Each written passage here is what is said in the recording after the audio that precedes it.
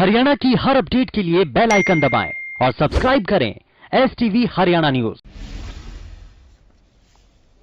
PM Narendra Modi ने PM care fund से 1 lakh portable oxygen containers खरीदने की मंजूरी दी है। बुधवार को पीएम मोदी की अध्यक्षता में हुई एक उच्च स्तरीय बैठक में यह फैसला लिया गया।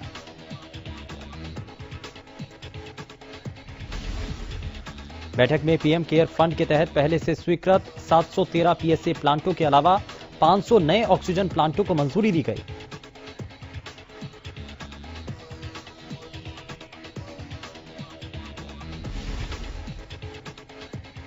कोविशील्ड बना रही सीरम इंस्टीट्यूट अब राज्य सरकारों को वैक्सीन का एक डोज 300 रुपए में देगी। सीरम के सीईओ अदार पूनावाला ने ट्वीट कर इसकी जानकारी दी है।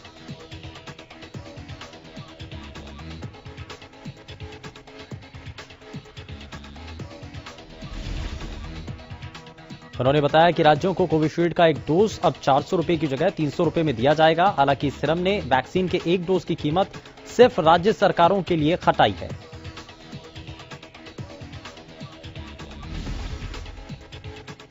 भारत में जारी कोरोना की दूसरी लहर की रफ्तार हर दिन के साथ तेज होती जा रही है। पिछले 24 घंटे में भारत में कुल 3.60 लाख कोरोना के केस दर्ज किए गए।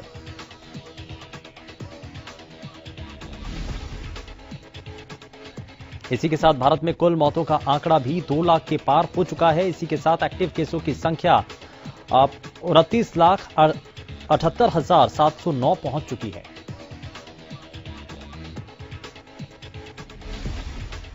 ऑक्सीजन की किल्लत से छुटकारा देने के लिए रक्षा अनुसंधान और विकास संगठन ने एक बेहतरीन कदम उठाने का फैसला लिया। दरअसल डीआरडीओ अगले 3 महीने में 500 ऑक्सीजन प्लांट बनाएगा।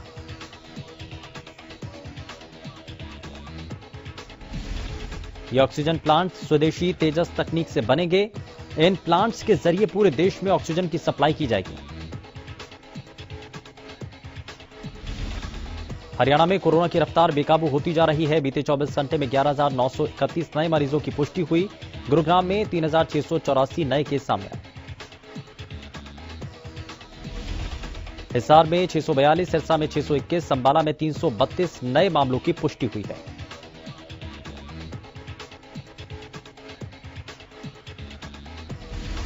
जबकि प्रदेश में कुल मरीजों का आंकड़ा 4,47,754 तक पहुंच चुका है। वहीं एक्टिव मरीजों की संख्या 84,000 के पार है।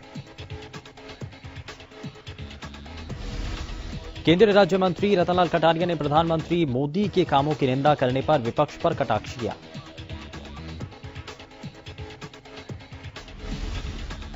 रतनलाल कटारिया ने कहा कि सोनिया और राहुल गांधी केवल सरकार के कामों को कोसते हैं। रणदीप सुरजेवाला पर भी तंज कसते हुए कहा कि सुरजेवाला 3 चुनाव हार चुके हैं, वो अब फिर हारेंगे।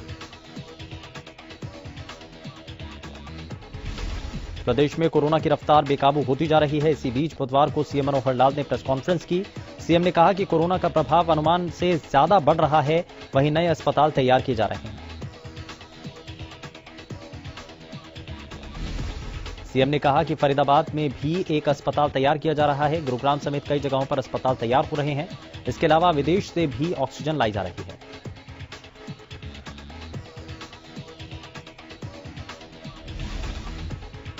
इस दौरान सीएम ने कहा कि मेरे बयान को तोड़ मरोड़ कर पेश किया जा रहा है। मेरी हमेशा खुलकर बात करने की आदत रही है। गृह मंत्री अनिल विज ने हरियाणा का ऑक्सीजन कोटा बढ़ाने के लिए केंद्र सरकार का आभार व्यक्त किया है।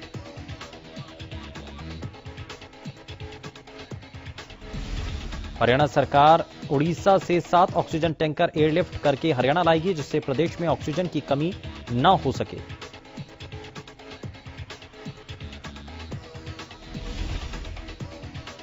गृह मंत्री ने कहा कि उन्होंने सभी उपायुक्तों को उनके जिले में कोरोना के बेड बढ़ाने के आदेश दिए हैं। इसके साथ ही आईएमए से डॉक्टर्स और मेडिकल स्टाफ की मांग की गई है।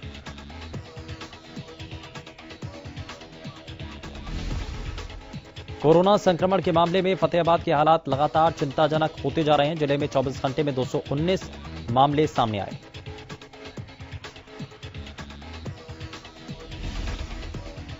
डिप्टी सीएमओ डॉक्टर हनुमान ने बताया कि स्वास्थ्य विभाग लगातार कोरोना मरीजों को स्वास्थ्य सुविधाएं मुहैया कराने की कोशिश कर रहा है।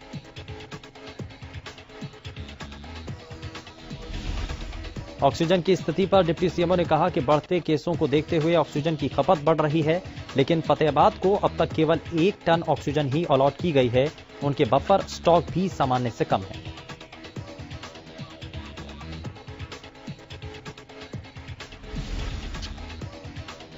कोरोना के बढ़ते मामलों को देखते हुए माइक्रो कंटेनमेंट जोन बनाने का काम शुरू कर दिया गया है। पूरा सेक्टर सहित क्षेत्र में अलग अलग जगहों पर संक्रमण के प्रभाव वाले इलाकों में कंटेनमेंट जोन बनाए गए हैं। सभी जोन में अनावश्यक गतिविधियों पर रोक लगा दी गई। प्रशासन द्वारा ये कदम संक्रमण के फैलाव को रोकने के नजरिए से उठाए गए। इस दौरान घरों से बाहर निकल रहे लोगों को बेवजह बाहर आने से भी रोका गया है।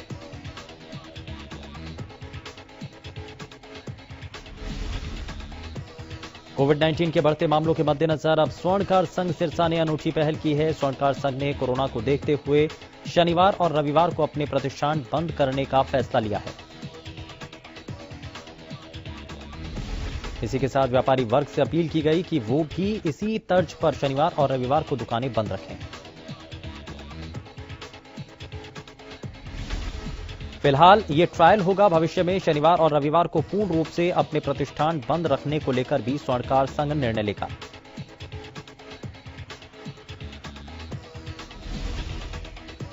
कोरोना के बढ़ते मामलों को देखते हुए रेलवे प्रशासन ने सख्ती बढ़ा दी है। दरअसल ट्रेन आने के कुछ समय पहले ही यात्रियों को प्लेटफॉर्म पर आने दिया जा रहा है, ताकि प्लेटफॉर्म पर ज्यादा भीड़ ना हो और सोशल डिस्टेंसिंग का पालन किया जा सके।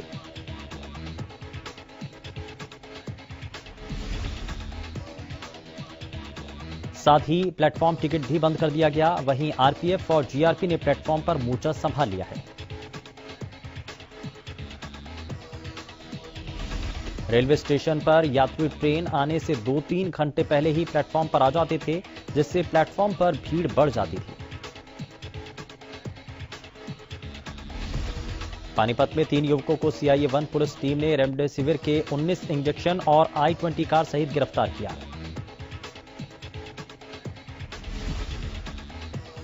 CIA-1 प्रभारी इंस्पेक्टर राजपाल सिंह ने बताया कि सेक्टर 18 में गवर्नमेंट कॉलेज के पास से I-20 कार सवार 3 युवकों को अवैध रूप से रेमडेसिविर इंजेक्शन की कालाबाजारी करते हुए पकड़ा गया।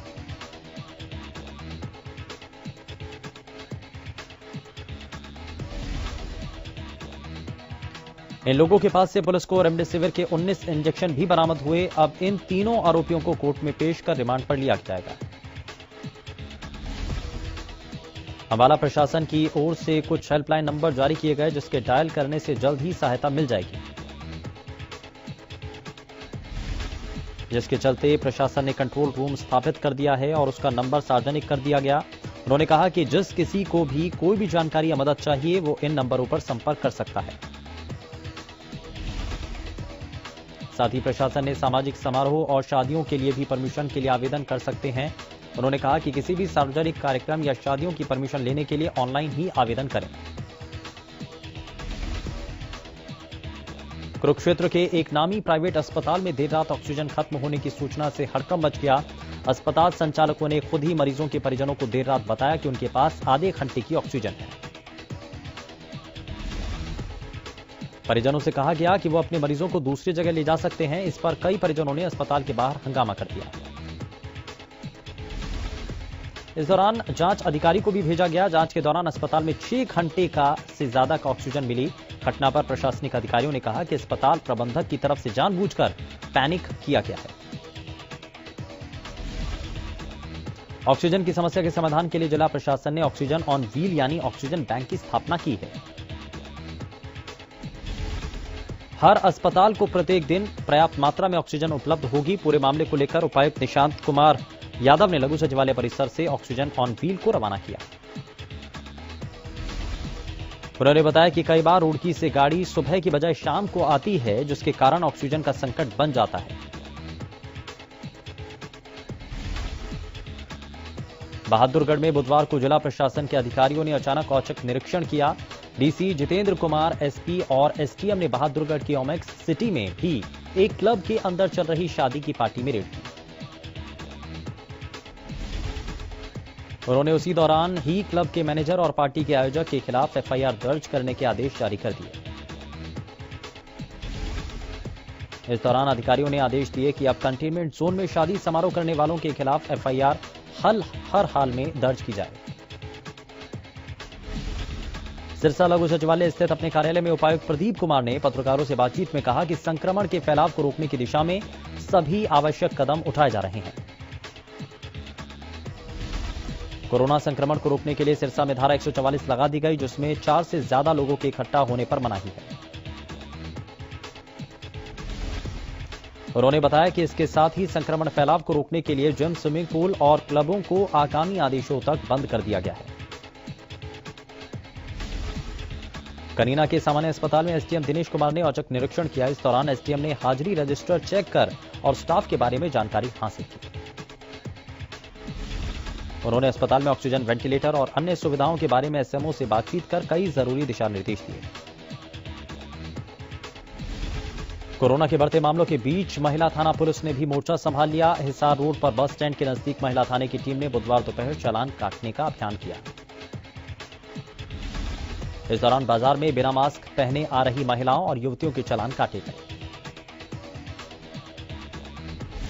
कोरोना के मामलों को देखते हुए पिहोवा प्रशासन मुस्तैद है। पिहोवा पुलिस की ओर से दिन में बिना मास्क के घूमने वाले लोगों के चालान किए गए। वहीं देर शाम एसडीएम की अध्यक्षता में गठित की गई टीम भी एक्शन मोड में नजर आई। कोरोना महामारी को देखते हुए भिवानी में पुलिस ने फ्लैग मार्च निकाला। एकाएक अधिक मामले आने को लेकर के अब कंटेनमेंट जोन बनाया गया है। प्रशासन ने लोगों से धारा 144 के आदेशों की पालना करने की बात की है और साथ ही साथ प्रशासन के अनुसार लोगों की भलाई के लिए कंटेनमेंट जोन भी बनाए गए हैं। इस मौके पर डीएसपी वीरेंद्र सिंह ने कहा कि कंटेनमेंट जोन में मेडिकल स्टोर और फल सब्जी की दुकानें खुली रहेंगी।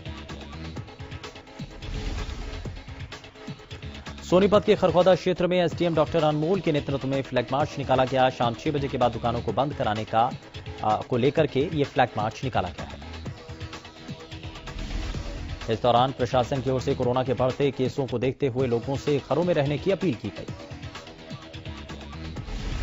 प्रशासन द्वारा आदेश दिए गए कि दुकानों को शाम 6 बजे बंद कर दिया जाए, जिससे ज्यादा से ज्यादा लोगों को जागरूक कर कोरोना से बचाया जा सके।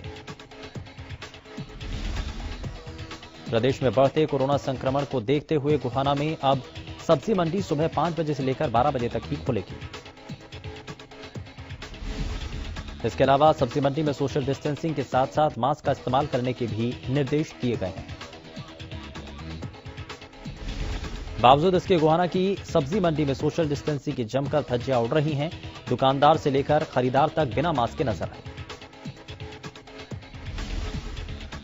महम के गांव खेड़ी में पानी की समस्या के चलते ग्रामीणों को परेशानी का सामना करना पड़ रहा है। ग्रामीणों ने बताया कि गांव में पानी की जलघर के टैंकों में पानी नहीं है। पानी के लिए बनाए गए जलघर किसी उपयोग में नहीं आ रहे। ग्रामीणों ने बताया कि मजबूरन पीने के लिए आरओ का पानी मंगवाना पड़ता है। पिछले 4-5 महीने से पेयजल की किल्लत है,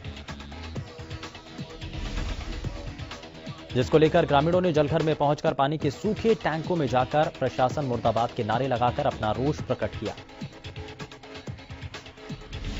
गेहूं की पेमेंट नहीं मिलने से नाराज किसानों ने गोहाना अनाज मंडी में जोरदार प्रदर्शन किया। किसानों ने भाकियों के बैनर तले मार्केट कमेटी सचिव के ऑफिस के सामने विरोध किया,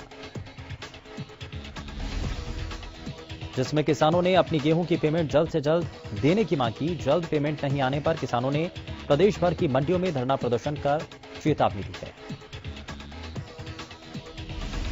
गोहाना मार्केट कमेटी के सचिव जितेंद्र सरोहण ने बताया कि किसानों के ज्ञापन को उच्च अधिकारियों तक पहुंचा दिया जाएगा और किसानों को जो भी समस्या है उसे जल्द दूर करने की कोशिश की जाएगी। झज्जर अनाज मंडी में उठान की समस्या से किसान काफी परेशान हैं। किसान सरकार के रवैये से पूरी तरह से नाराज दिख रहे हैं। किसानों ने कहा कि अभी तक हमारे पास नहीं बने हैं और ना ही हमारे खाते में अभी तक कोई भी पेमेंट आई है।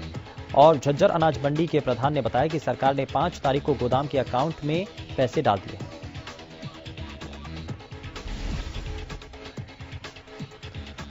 लेकिन अभी तक किसानों के खाते में पैसे नहीं पहुंचे। 28 दिन बीत जाने के बाद भी किसानों के खाते में कोई पैसा नहीं आया।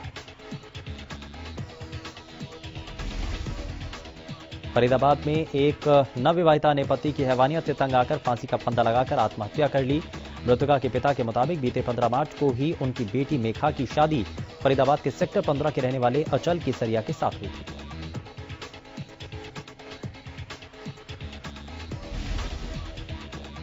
मृतका के पिता ने बताया कि आरोपी पति ने हनीमून पर उसकी बेटी का अश्लील वीडियो बना लिया और फिर वो अमेरिका में गाड़ी और घर के लिए उससे पैसों की मांग करने लगा।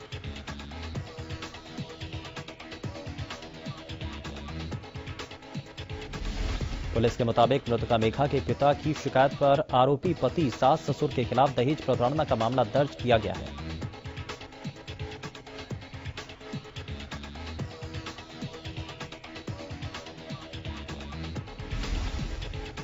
इंद्री के गढ़ी बीरबल रोड पर बाइक सवार महिला और उसका पति रेत से भरे ट्रॉले के नीचे आ गए, जिससे महिला की मौके पर मौत हो गई। घायल को उपचार के लिए करनाल रेफर किया गया। मौके पर पहुंची पुलिस ने शव को कब्जे में लेकर कार्रवाई शुरू कर दी है।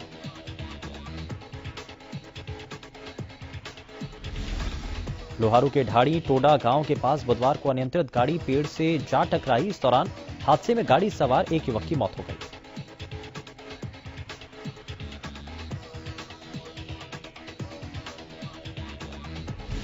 हादसे में 2 लोग गंभीर रूप से घायल हो गए, जिन्हें इलाज के लिए भिवानी रेफर किया गया। बहादुरगढ़ में एक सड़क हादसे में एक महिला की मौत हो गई। बहादुरगढ़ में ट्रॉमा सेंटर के सामने हुई घटना में बस की टक्कर से बाइक सवार महिला की मौत हो गई। महिला अपने बेटे के साथ बाइक पर सवार होकर अस्पताल जा रही थी, तभी पीछे से बस ने बाइक में जोरदार टक्कर मार दी।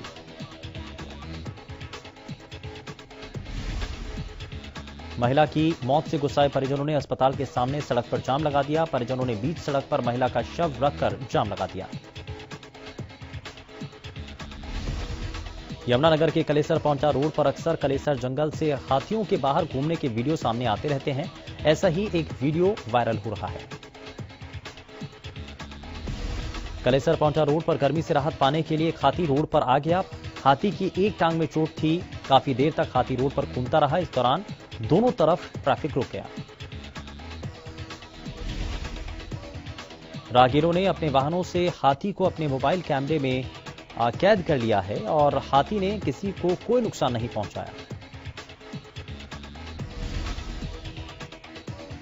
केंद्र सरकार ने बुधवार को राष्ट्रीय राजधानी राज्य क्षेत्र शासन कानून 2021 यानी GNTCD एक्ट की अधिसूचना जारी कर दी। अब दिल्ली के प्रशासक उपराज्यपाल ही होंगे।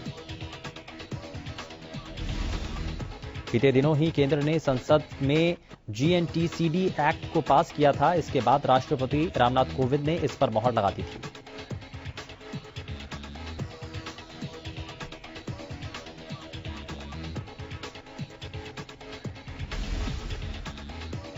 भोपाल में एक संस्था ने अनोखी पहल करते हुए शमशान घाट और कब्रिस्तानों में काम करने वाले श्रमिकों का जीवन बीमा करवाया। भोपाल की सरोकार संस्था ने शमशान घाट और कब्रिस्तानों में काम करने वाले करीब 50 श्रमिकों का 2-2 लाख रुपए का बीमा करवाया। कोरोना के बढ़ते कहर के बीच गोवा में लॉकडाउन का ऐलान किया गया। यह लॉकडाउन कल यानी गुरुवार सुबह से सोमवार सुबह तक रहेगा। इस दौरान public transport, casino, market place बंद रहेंगे। हालांकि आवश्यक वस्तुओं की दुकानें और सेवाएं खुली रहेंगी। लॉकडाउन अवधि के दौरान कैसीनो और बार बंद रहेंगे, जबकि रेस्टोरेंट को केवल होम डिलीवरी के लिए अपनी रसोई संचालित करने की अनुमति होगी।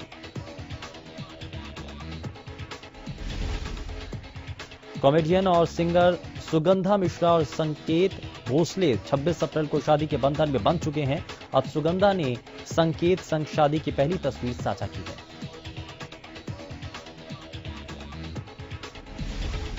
दरअसल सुगंधा मिश्रा और संकेत भोसले ने पंजाब के जालंधर में शादी की थी। लॉकडाउन होने के कारण शादी में केवल घर के खास सदस्य ही मौजूद रहे। South actor Allu Arjun corona virus की चपेट में आ गए हैं। उन्होंने इंस्टाग्राम पर पोस्ट कर अपने कोरोना पॉजिटिव होने की जानकारी दी। अल्लू अर्जुन ने लिखा कि मैं कोरोना पॉजिटिव पाया गया हूं। मेरे घर पर खुद को आइसोलेट कर लिया है और सभी प्रोटोकॉल फॉलो कर रहा हूं। जिमी शेरगिल लुधियाना के एक प्राइवेट स्कूल में यार ऑन अर्थ 2 वेब सीरीज की शूटिंग कर रहे थे। इस दौरान उन पर और सारे क्रू मेंबर पर यह आरोप लगाया गया कि उन्होंने कोविड-19 नियमों का पालन नहीं किया। वेब सीरीज की शूटिंग रात 8 बजे के बाद भी चल रही थी। सूचना मिलने ही पुलिस मौके पर पहुंची और करीब 100 से ज्यादा लोगों को वहां पर पाया, जिसके बाद जिमी शेरगिल और उनके साथियों के खिलाफ मामला दर्ज किया गया। फिलहाल के लिए बस उतना ही। नमस्कार।